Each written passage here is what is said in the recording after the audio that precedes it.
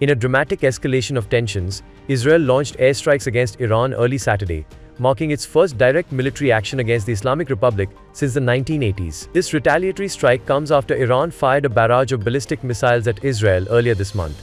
Explosions echoed across Tehran, where the Iranian government claimed only limited damage occurred. Israeli military spokesperson Rear Admiral Daniel Hagari stated that the operation targeted missile manufacturing facilities and surface-to-air missile sites, essential to Iran's recent attacks on Israel. He asserted Israel's right to defend itself against ongoing threats from Iranian-backed groups in the region.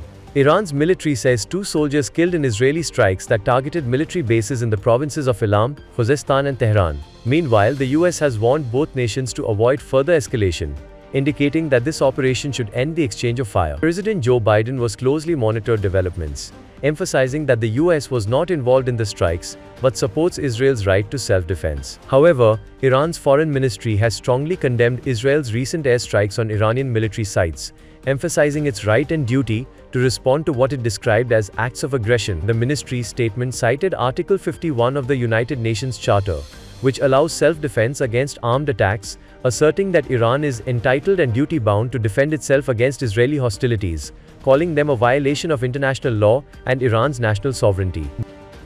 The United Nations has raised alarm over potential atrocity crimes unfolding in northern Gaza, as Israel's relentless bombing campaign and siege extend into a 4th week. Reports indicate that at least 42,847 people have been killed, and over 100,000 wounded in Gaza since October 7. In a tragic escalation, Israeli airstrikes in Khan Yunis have resulted in multiple civilian casualties, with local sources reporting at least 26 deaths today alone. Meanwhile, Western governments face criticism for their silence following an Israeli raid on Kamal Adwan Hospital. Dr. 𝐒𝐭𝐲𝐬𝐬, Gilbert, an emergency physician, condemned this inaction, highlighting a UN report that accuses Israel of systematically targeting Gaza's healthcare system, leaving 250,000 people without medical care.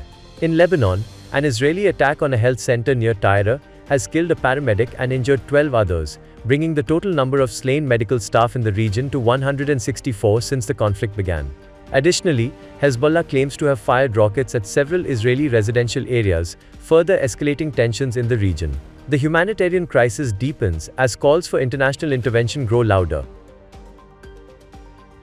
Justice Yahya Afridi was sworn in as the 30th Chief Justice of Pakistan on Saturday. The oath-taking ceremony, held at the President House in Islamabad, was administered by President Asif Ali Zardari. Justice Afridi will serve a 3-year term until October 2027, following his nomination by a special parliamentary committee formed under the recently passed 26th Amendment.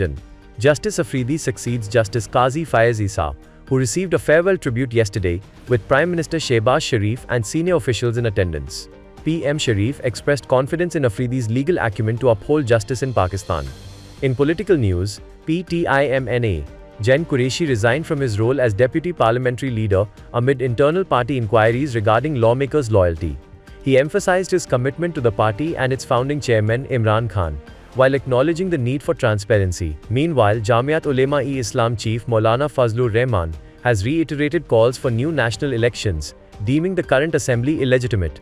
He expressed optimism about the newly appointed Chief Justice, urging adherence to the constitution. In sports, Pakistan's cricket team secured a stunning 9-wicket victory over England in the 3rd test, clinching the series 2-1. Spinners Noman Ali and Sajid Khan showcased their prowess, taking 19 of the 20 English wickets, leading to Pakistan's triumph on home soil after 3 years.